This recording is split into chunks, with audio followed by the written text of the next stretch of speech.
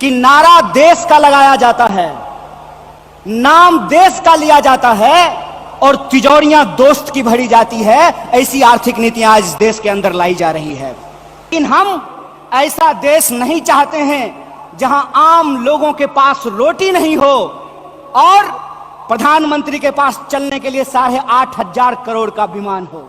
देश में नहीं होगा एयर इंडिया तो आप बताइए क्या करेंगे ज्योतिरादित्य सिंधिया?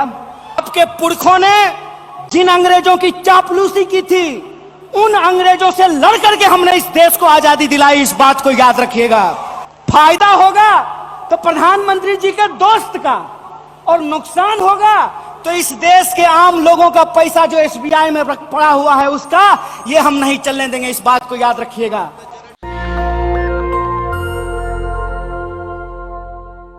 दोस्तों, सबसे पहले मैं एक नौजवान होने के नाते भारतीय राष्ट्रीय कांग्रेस की जो मौजूदा स्टीयरिंग कमेटी है उसने जो संविधान में एक संशोधन किया है कि पार्टी प्रतिनिधित्व में हर एक स्तर पर 50 वर्ष से कम उम्र के व्यक्ति को 50% तक सीट जो आरक्षित किया गया है, मैं इस देश के नौजवानों के बिहाफ पर भारतीय राष्ट्रीय कांग्रेस को कोटि कोटि धन्यवाद करना चाहता हूं। दोस्तों, मैं समझता हूं कि ये एक महत्वपूर्ण रेजोल्यूशन है। महत्वपूर्ण रेजोल्यूशन इसलिए है कि आप सब जानते हैं कि भारत दुनिया का सबसे नौजवान देश है। दुनिया का हर 5वां नौजवान कोई ना कोई भारतीय है। ऐसे वक्त में देश की दशा क्या होगी, देश की राजनीति क्या होगी, समाज का स्वरूप क्या होगा और हमारे आने वाले भविष्य का मुस्तकबिल क्या होगा, इसको इस देश का नौजवान तय करेंगे। कांग्रेस पार्टी ने इस बदलाव को महसूस किया है, उसके लिए हम अपने वरिष्ठ नेतृत्व को बहुत बहुत धन्यवाद देना चाहते हैं।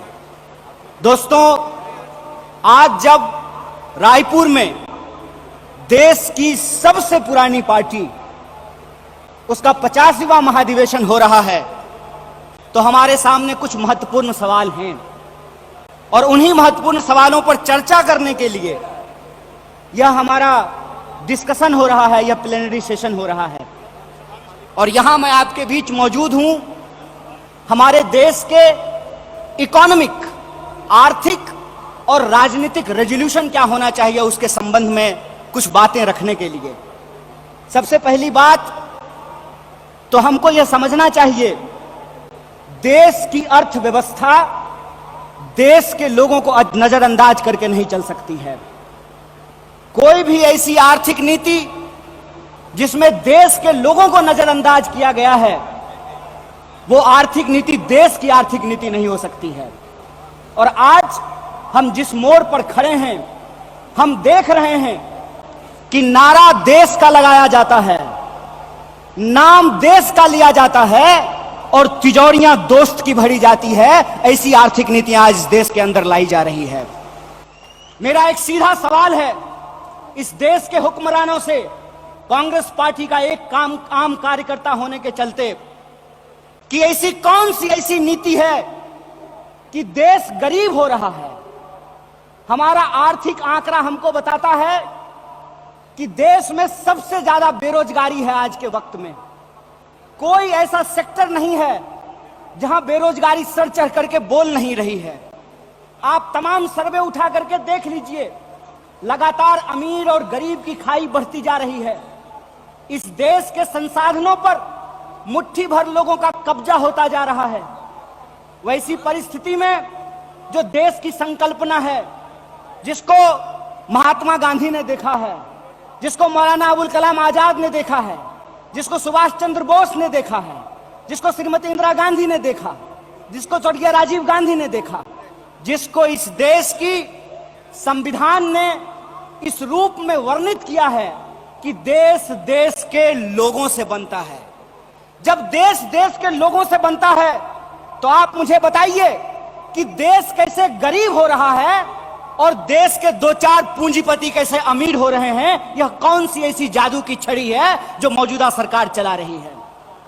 आप मुझे बताइए कि आम लोगों की आमदनी घटती जा रही है और देश के एक दो पूंजीपति दुनिया के अमीरों की सूची में जाकर के शुमार हो जाते हैं। मैं यहां यह बात स्पष्ट कर देना चाहता हूं, हमारी पार्टी अमीरों के खिलाफ नहीं है, हमारी पार्टी पूंजीपतियों के खिलाफ नहीं है, हमारी पार्टी उद्योग धंधों के खिलाफ नहीं है, हमारी पार्टी उद्योगपतियों के खिलाफ नहीं है, लेकिन हम ऐसा देश नहीं चाहते हैं जहां आम लोगों के पास रोटी नहीं हो और प्रधानमंत्री के पास चलने के लिए 8,500 करोड़ का विमान हो। हम ऐसा देश नहीं चाहते हैं कि इस देश के आम लोगों के हाथ में शिक्षा नहीं हो, कलम नहीं हो, स्लेट नहीं हो, कंप्यूटर नहीं हो, मोबाइल नहीं हो और इस देश की जो सरकारी संपत्तियां हैं, बीएसएनएल के बारे में क्या कहा गया?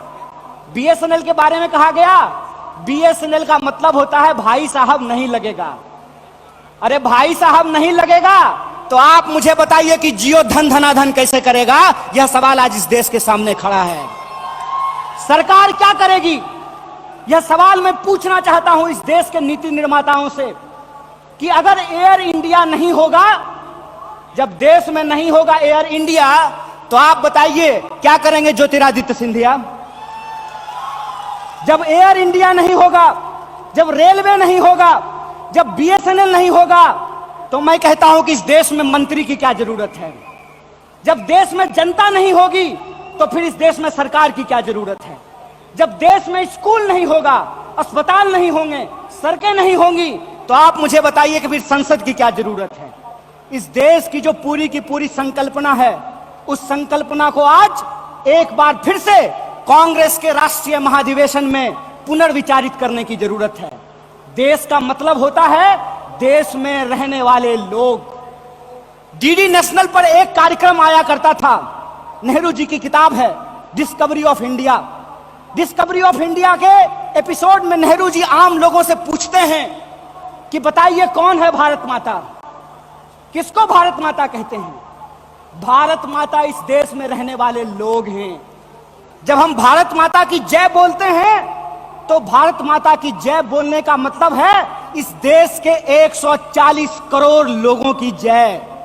और 140 करोड़ लोगों की जय का मतलब है कि 140 करोड़ लोगों के हाथ में पढ़ाई हो, 140 करोड़ लोगों के हाथ में काम हो, 140 करोड़ लोगों के लिए रोजगार की व्यवस्था हो, 140 करोड़ लोगों के लिए इलाज की व्यवस्था हो, 140 करोड़ लोगों के लिए चलने के लिए सड़कें हो, गाड़ियां हो, रेलवे हो, हवाई जहाज हो।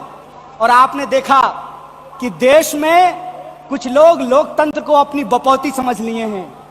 अभी जब मैं हवाई जहाज की बात कर रहा था तो मुझे दिल्ली एयरपोर्ट याद आ गया। दिल्ली एयरपोर्ट पे भारी जो है सिक्योरिटी फोर्स आई थी हमारे एक नेता को गिरफ्तार करने के लिए। तो मैं दिल्ली में बैठे हुए हुक्मरानों को इस महाधिवेशन के माध्यम से कहना चाहता हूं, आपको मालूम नहीं है भारतीय राष्ट्रीय कांग्रेस का इतिहास। आपके पुरखों ने जिन अंग्रेजों की चापलूसी की थी, उन अंग्रेजों से लड़ करके हमने इस देश को आजादी दिलाई। इस बात को याद रखिएगा।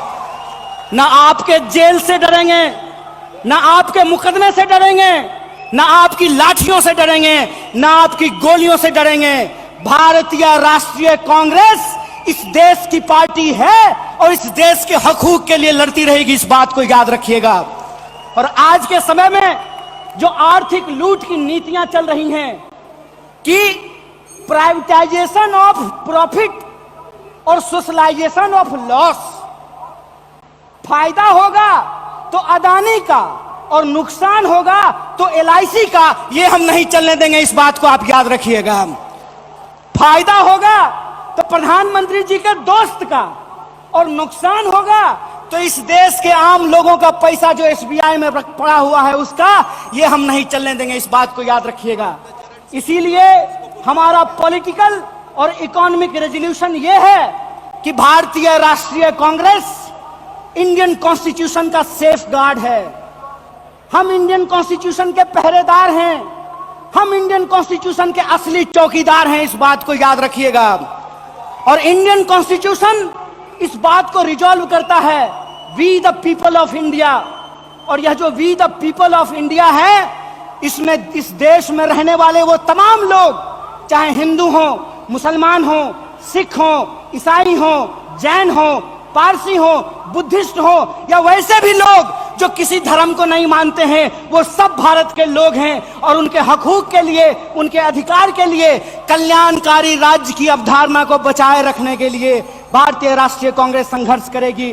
और यही जो पॉलिटिकल रेजोल्यूशन है कि हम देश के लोगों के बुनियादी सवालों के लिए, रोजी रोटी, कपड़ा, मकान, शिक्षा, स्वास्थ्य, सड़क, बिजली, पानी और इस देश के संविधान के लिए संघर्ष करते रहेंगे। इसी आशा और उम्मीद के साथ आप तमाम सम्मानित मंच और आप तमाम प्रतिनिधियों का एक बार पुनः स्वागत करते अपनी बात को खत्म करूंगा। शुक्रिया। इनकलाब जिंदाबाद। जय हिंद, जय भारत, जय कांग्रेस।